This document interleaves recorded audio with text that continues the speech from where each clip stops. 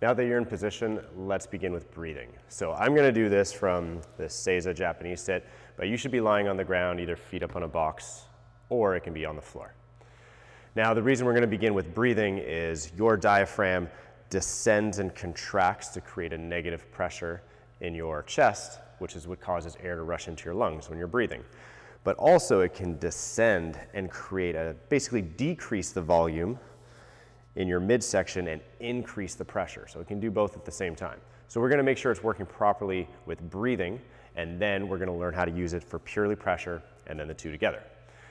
So when you're set up, let's make sure you can breathe into all these areas equally. And we're going to run through them pretty quick. So if you need to stop at any point and just practice one area, feel free to do so. So first you want to breathe low to begin with. So you can put your hands right over your pubic bone, maybe a little bit higher, maybe slightly out to the sides, but let's just go with like your low ab area.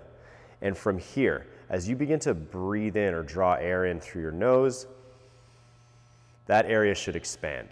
It's not pooching forward, you're not forcing it forward, it's just expanding outwards. Think of it widening your pelvis as you draw that air in.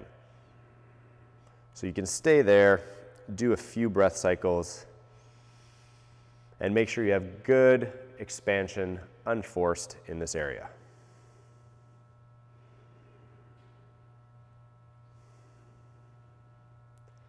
Now, the next area is going to be in your sides, just slightly out to the front. If you want, you can kind of squeeze or put your fingers in there or just press your palms, but you should also be able to take a big breath in. Feel that area expand. It's also expanding outwards, not just pushing your belly forward. And as you exhale, it should compress a little bit.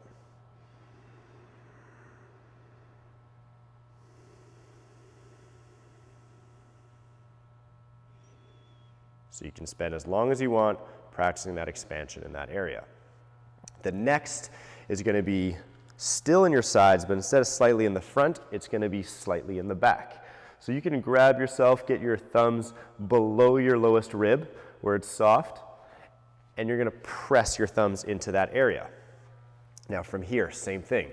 As you draw air in, you should feel like you can expand into your thumbs, into the floor.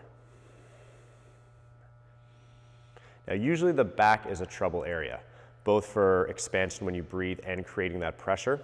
It's just often not done properly or used as much because if you do live in this position of anterior tilt, if your ribs are flared, your pelvis is anteriorly rotated, you're in that open sort of pop can position, then you can see it's harder to access that area and you end up losing it. So if you're having trouble right now, try to reestablish that anchoring of your ribs, follow an exhale all the way to the end, even beyond that. Make sure your ribs are down. Then on your next inhale, you're going to try to inhale again into your thumbs. So that exhale can really set you up for success with your inhale. It basically stretches out that area and then it lines up your rib cage with your pelvis. So again, when you exhale, you fully stretch out your diaphragm. It's basically spring loading it for the next inhale. Now, if you've got all those points, let's just get your hands right on your lowest rib.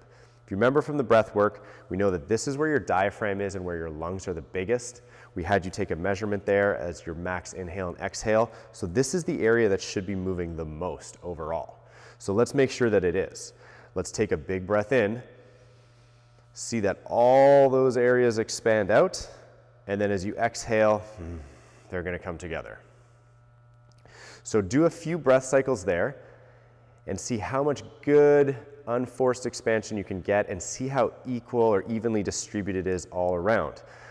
Just like when the thumbs were in your back, it's going to be typically harder to get that expansion and movement through here. But that's really important. We want that. So practice a few breath cycles. See that you can get that expansion.